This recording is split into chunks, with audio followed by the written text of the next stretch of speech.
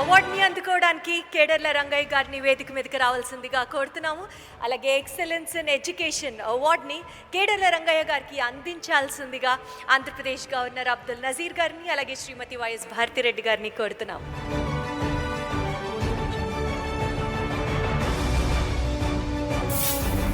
చాలా సంతోషంగా ఉంది. గత 13 సంవత్సరాలుగా సావర్ఖేడ గ్రామంలో ఉంటూ మా టీం సహకారంతో మా గ్రామస్తుల సహకారంతో చేస్తున్న కృషికి నాకు చాలా సంతోషంగా ఉంది. నాకు జన్మనిచ్చిన మా అమ్మ కూడా దీనికి చాలా కారణం. నా కుటుంబ సభ్యుల సహకారం, తమ్ముడు, అక్కలు నా కుటుంబం కోసం చాలా త్యాగం చేశారు వాళ్ళు. నా భార్య, నా పిల్లలు కూడా గవర్నమెంట్ స్కూల్ చదివించాను. చాలా సంతోషంగా ఉంది, చాలా గర్వంగా ఉంది. నాపై చాలా బాధ్యతను కూడా పెంచింది.